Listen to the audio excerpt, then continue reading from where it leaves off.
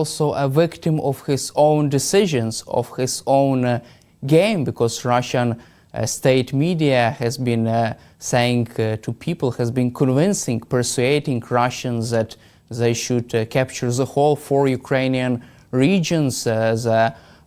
More than 1 million Russian soldiers were killed or wounded in this war, and now it seems like Vladimir Putin is also a victim of his own decisions, of his own war objectives, and of his own promise, which were made right after the beginning of full-scale invasion, to capture the whole of Ukraine, but to capture also these 4 regions.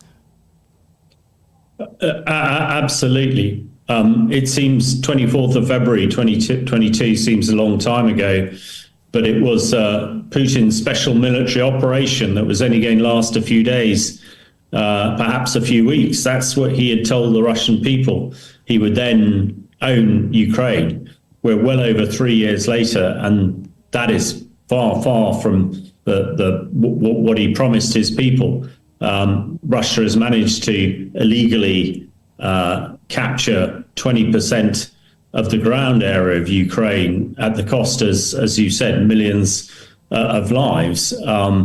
But you know, one cannot see how any way Putin can dress this up as some sort of success. We know that he does, or the state controls the media, and people only get fed what they like. But as you mentioned, even some of the Russian media that is very close to Putin is questioning what is happening in Ukraine, is questioning the leadership, and of course the economy itself. You know, even people in Moscow are really feeling the pinch. Interest rates are through the roof, inflation is through the roof, and you know, if countries like India and China decide to buy cheap oil elsewhere, which they're likely to do as the oil price keeps going, then he is very, very quickly going to run out of money. And he is really hit the potential for Putin is pretty dire. But you know, what he needs to do is to get to the peace negotiation table and to stop the fighting so that we can move forward. His original aim to subjugate Ukraine seems very, very far away, even in the last 12 months, as we've discussed before. The front lines, the contact line has moved very, very little. And it seems unlikely that Russia has the forces, the world forces that are trained well enough to be able to make anything more than very small gains. So we're in a point of stalemate, I think, on the battlefield. And really, I agree with Trump in this particular case that it's very much in Putin's hands to create a ceasefire and peace deal. And as he previously mentioned, if he doesn't come forward soon, then the Americans might run out of patience. So we shall see what happens in the next few days. Hopefully, Putin will see sense and we will get a negotiation, which, I mean, at the end of the conversation yesterday, President Trump did say that the negotiations would start immediately. And it's not clear whether that has actually happened. Also, despite Russia's problems on the ground, Putin still believes that his forces can break through Ukrainian defenses and capture 4 Ukrainian regions fully by the end of this year, according to Bloomberg sources in Kremlin and according to people familiar with Putin's thinking about this war. Why does Putin still believe that he can achieve such unrealistic aims? Well, I think it's what we call wishful thinking. He's got to think that, otherwise he knows that he's finished. But all that we see on the front line, most of the Russian conscripts are very poorly trained and don't have the training to make big inroads. We've seen recently in the last week or so lots of talk about Russian motorbike troops making gains on the front line. But again, a lot of this is sort of propaganda and disinformation coming out of Russian websites where a few motorcycles have managed to get through Ukraine lines, but 90% of these motorcycle troops are killed in the action. So it would appear that the Russians don't have tanks and drones arrayed in a position where they could make advances, and as you suggest, that his desire to take the whole of the four oblasts by the end of this year seem very remote. In fact, completely inconceivable. And the sooner he realizes that, I think the better for everybody. And let's hope that President Trump keeps leaning into this, and also, as important, that the coalition of the willing, the European militaries, also lean into this as well, so that Putin is clear. If he doesn't sue for a ceasefire and peace now, he could actually lose everything that he's promised his people for the last 3 years.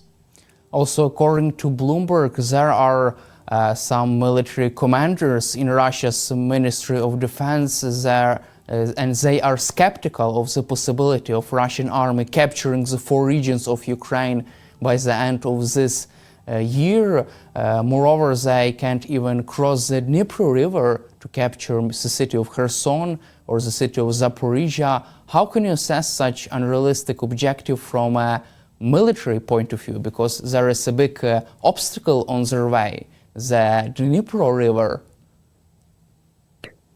Again, I think this is all wishful thinking coming out of the Kremlin.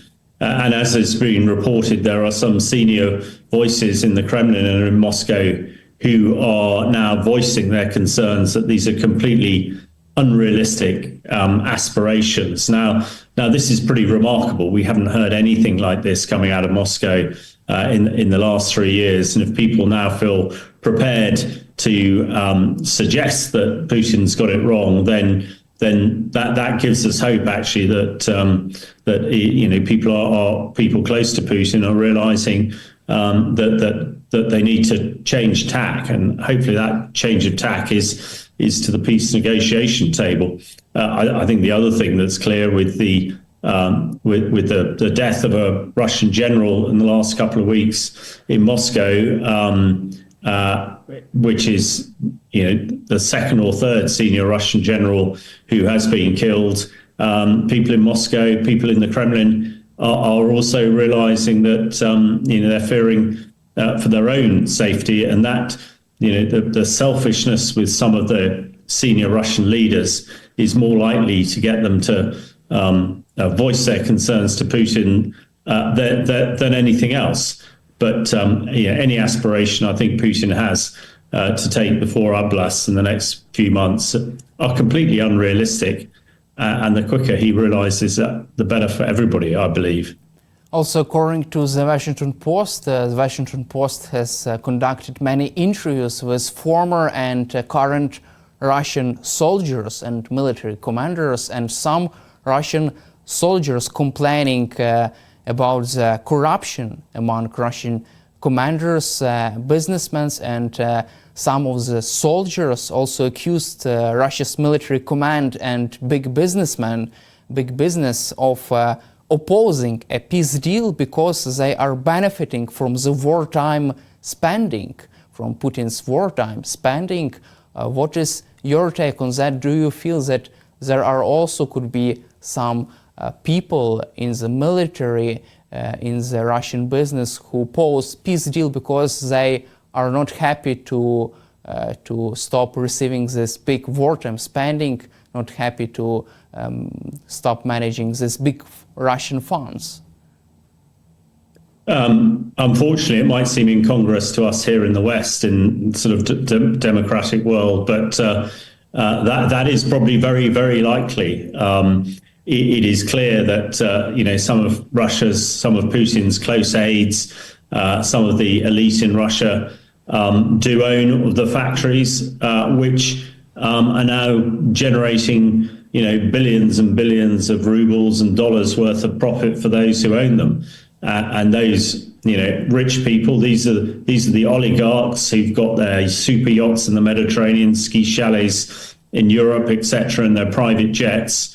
They are making a fortune out of this war, and it's quite believable that they want things to carry on so they can keep on making money. it's a mark of these sort of people, how sort of selfish they are. But I think it's well been known that